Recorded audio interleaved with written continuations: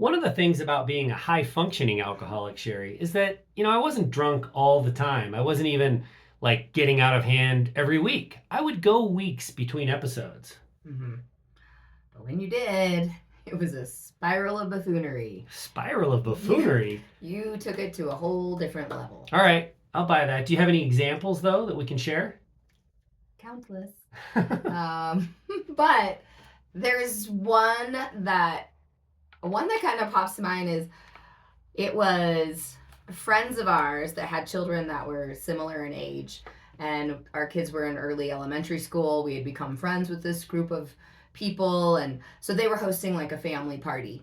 Um, and they had a business that doubled Oh, are as you talking about the art gallery? yeah, Okay. so it was an art gallery, but they also hosted events there. So there was like a kitchen and a little bar and everything. So like we were partying over here, and the kids aren't like touching the art and stuff. Like it's all safe and so it's a good evening, and you're like, oh, I'm not gonna like get that drunk. I think it was like a Friday night, and you didn't want to ruin the whole weekend.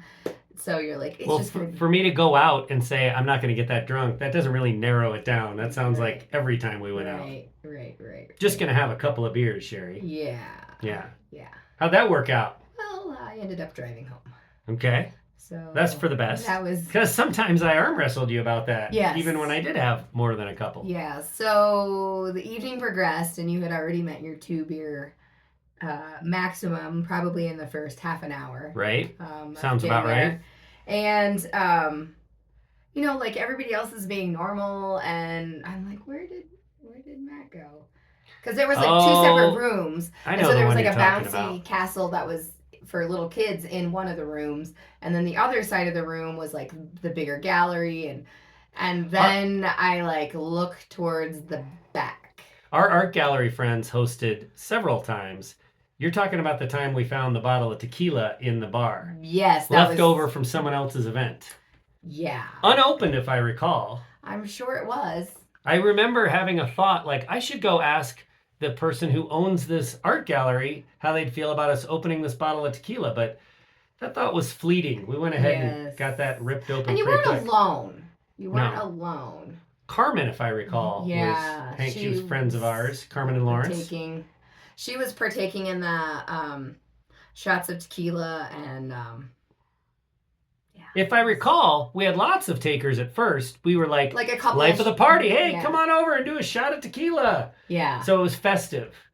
But eventually, I think the real one or two drink a night people stopped coming near us, and it was just Carmen and I trying to drink a bottle of tequila by ourselves. Yeah, you did a pretty good job, if I recall. Yeah, it's amazing how cool it feels in that moment. You think you are top drawer, man, having so much fun. I mean, you guys looked like you were having a lot of fun. You were laughing and hanging all over people. Everything was so funny. I mean, like us trying to like then say, like, it's time to go home. Like, we have little kids that need to get to bed. Like, the two older ones were a little bit like, mid elementary, but also our oldest one was like she's not a night owl, so I was she was like asleep in the chair, and Nick had enough candy. I mean, his face was like blue and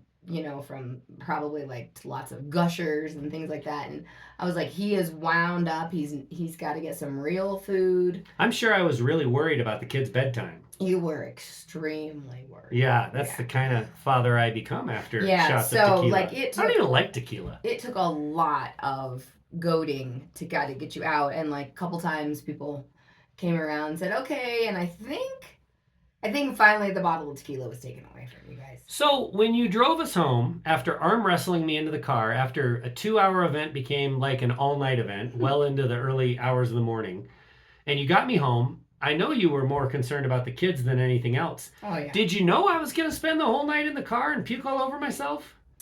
No. Normally you, like, would wake up and come in, and that's why I slept with one eye open most of the time. I wish I could wink better. Because I'm always like, oh, he's going to wake up sometime, and then he's going to come in, and he's going to be loud, obnoxious. But, yeah, my thought was, and I just, like, closed the door, got the kids in, brush the teeth. One eye open Got or to not, bed. I bet it was peaceful than nights when I follow you in after a night of drinking. Yeah, it's a little bit more peaceful. I do get a little bit better sleep than that. So, Well, imagine the shock when I woke up in the morning. The doors completely locked and the windows up in the car, and the sun is just knowing the layout of our house, it wasn't early morning because by the time the sun comes around and bakes the spot where the car was in the driveway, it's mid-late morning, but it was 103,000 degrees in that car, and I look down and it stinks and there's puke everywhere, and so hope you weren't having your breakfast while you listen and watch this video, but oh my god, puke encrusted grossness everywhere. And just went out for a couple of beers with some friends for a family-friendly party. It's good stuff. Yeah. The moral of this story, I'm glad you chose that one. That's one of my favorites. The moral of this story. By the way, I didn't clean any of it up. I made you clean it up. Let's do this. You did. And I eventually did. It took me, there was a little choking. I could have been really mean and pulled you into the garage and you wouldn't have had exit room. That would have been funny. Door against the garage door. Yeah, we have a tiny garage. Yeah. No, I think baking me in the sun was your better move. I think you did it right. Yeah. So why are we telling you this story? Well, there is a moral to this story, and I'm glad you chose this one because it fits so well with this moral. We're going to do this in classic Jeff Foxworthy kind of style. You might be, or you might be married to, an alcoholic so in this case, you might be an alcoholic if you go out for 2 hours and you stay out for 6. Or you might be an alcoholic if you're going to have a couple of beers and you end up draining half a bottle of tequila with a friend. Or you might be an alcoholic if you wake up with a puddle of puke in your lap. Or you might be married to an alcoholic if you hotbox your partner in a car that becomes puke-encrusted clothing. Yeah. And sleep pretty well, I'm guessing. Like a baby. Yeah. So in case you are thinking about searching the internet for a 20-question survey about whether or not you have a drinking problem, just think back if that happens to you ever, or some variation of that. If you'd like to hear more of our opinionated ramblings, please check out our Untoxicated podcast.